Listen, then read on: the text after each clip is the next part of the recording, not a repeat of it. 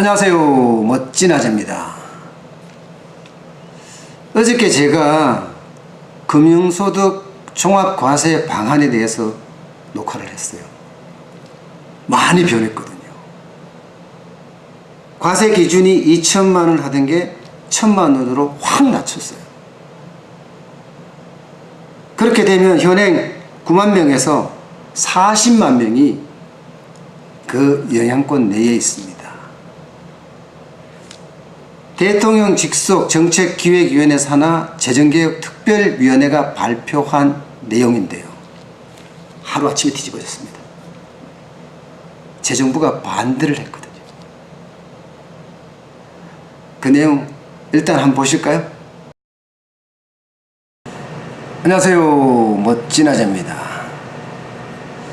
요즘 눈만 뜨면 세금이죠. 세금. 부동산세 올린다, 종부세 올린다, 심지어는 금융종합과세도 이제 올린다고 합니다. 쉽게 생각하면 이자나 배당으로 돈을 많이 버는 사람에게 금융종합과세를 하겠다는 건데요. 지금까지는 2천만 원까지 과세를 했어요. 그런데 이게 1,000만 원으로 확 내립니다. 그렇게 되면 현재 9만 명이던 금융소득자 대상자가 40만 명으로 확 늘어납니다. 세금도 많이 들어오게 되겠죠. 그렇게 되면. 문제는 금융소득 종합과세가 사실 건강보험하고 연계가 되거든요. 그동안 1,000만 원, 2천만 원 이렇게 금융소득을 올리던 사람도 자녀의 건강보험에 얹혀서 갔거든요. 앞으로는 직접 내야 될 것 같아요. 게다가 1,000만 원 이하까지 되니까 아마 적어도 수만 명 이상이 돈을 더 내지 않을까 그렇게 예상이 됩니다. 현재 종합소득세 과세 기준은요 1,200만 원 이하는 6%예요 여기에 지방세를 포함한다고 해도 6.8%, 지방세가 10%죠 1,200만 원 초과 4,600만 원 이하 같은 경우는 15%고요 지방세 추가는 16.5%입니다 4,600만 원은 초과 8,800만 원 이하의 경우는 24% 적용합니다. 지방세 포함하면 26.4%입니다. 8,800만 원 초과 1억 5천만 원 이하는 35% 과세고요. 38.5%가 지방세를 포함한 겁니다. 1억 5천만 원에서 3억 원 이하 같은 경우는 38%, 지방세 포함하면 41.8%고요. 3억 원 초과 5억 원 이하 같은 경우 40%, 지방세 추가하면 44%입니다.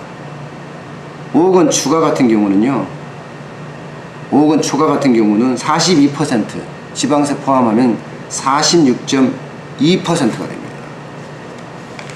이 기준에 따라서 금융소득 종합과세를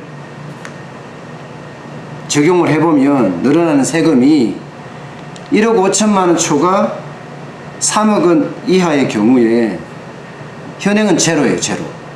그런데 종합과세 변경안에 기준으로 해보면요 264만 원이 세금으로 나옵니다.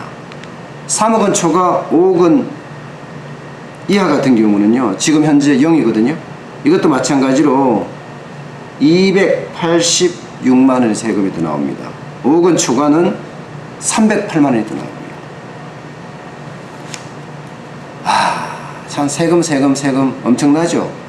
연봉 1억 5천 받아서 펀드로 2천만 원 벌었다. 그러면 과세가 260만 원 된다는 뜻입니다. 네, 제가 이렇게 녹화를 해놨는데 방송 못 냈어요. 편집할 절대 시간이 부족했고요. 어저께 또 올리는 영상들이 많아서 못 올렸는데 천만다행입니다. 자칫 잘못하면 저도 늑대 소년이 될 뻔 봤어요. 참.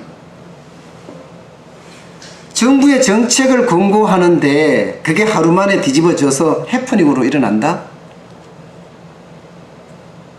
뭐라고 말할 수가 없습니다.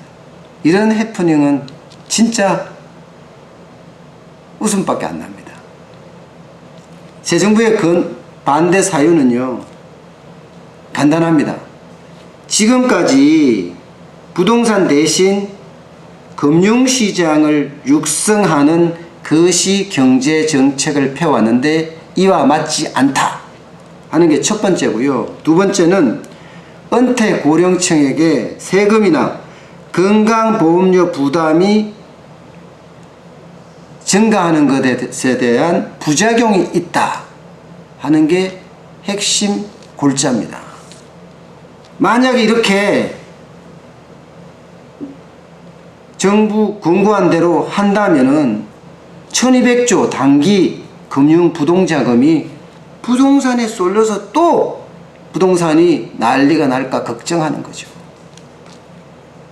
참.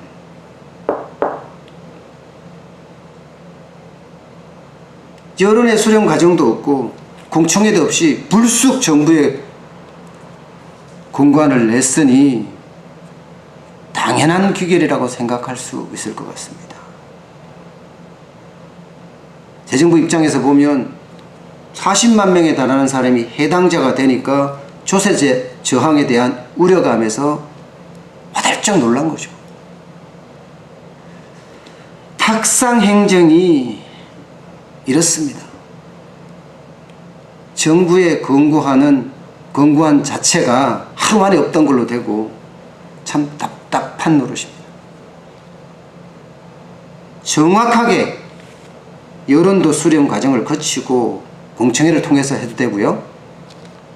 뭔가 체계적이고 구조적인 그리고 거시경제정책과 경기의 흐름, 미시경제정책 이게 맞아떨어지는 그런 종합적인 검토가 필요하지 않나 싶어요. 모든 일에서 말입니다. 탁상행정으로 결정하지 말고 이론가적 생각으로 결정하지 말고 현장을 보고 경기를 읽고 의사결정을 했으면 어떨까 싶습니다. 오늘 여기까지 하겠습니다. 고맙습니다.